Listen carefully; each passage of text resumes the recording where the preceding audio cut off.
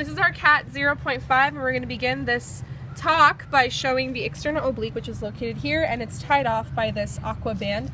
It's a little flap like this, very thin, and you can see that the origin is from the lower 8 ribs, and the insertion is the linea alba and iliac crest. You can see the striations over here. They're going from outside of the cat to the inside, and the action that it does is it compresses the abdomen, depresses the ribs, flexes or laterally flexes the vertebral column. So because the striations are like this, coming from the outside to the inside, if it were to contract, you can see they would pull this all together. It is the external oblique, and you can know this, and the way you would know this is because it's on the outside. There's an internal oblique and an external oblique, and the external one is on the outside. And it's diagonal because the word oblique means diagonal. Moving on from the external oblique, we're going to go to the internal oblique, which can be seen over here, and it is tied off by this lavender little tie right there, and it's more obvious over here about the striation. So with the striation over here, it's also diagonal, and it means that it has the exact same action as the external oblique. The origin is the iliac crest and the adjacent connective tissues, and the insertion are the lower ribs, the xiphoid of the sternum, and the linea alba. The way you would remember is because the internal oblique is below the layer of the external oblique. So you know this is external, you know this is internal.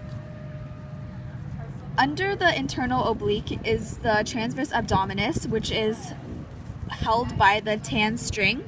It originates from the cartilages of the lower ribs, iliac crest, and adjacent connective tissues. Its insertion is the linea alba and the pubis.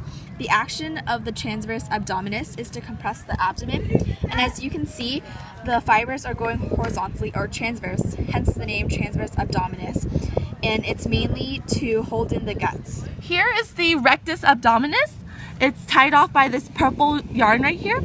You can remember which one is the rectus abdominis because it is the muscle that has the striations are straight. Its origin is the superior surface of pubis around symphysis, and its insertion is the inferior surfaces of costal cartilages and the xiphoid process.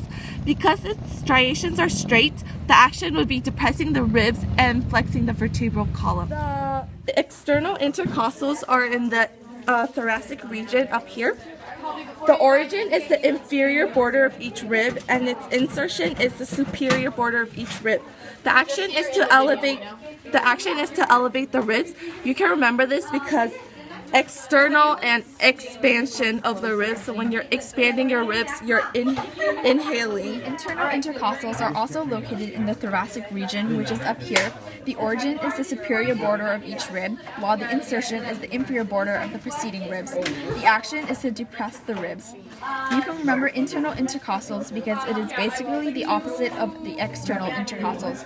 While the external intercostals elevate the ribs while inhaling, the internal intercostals depress ribs while exhaling.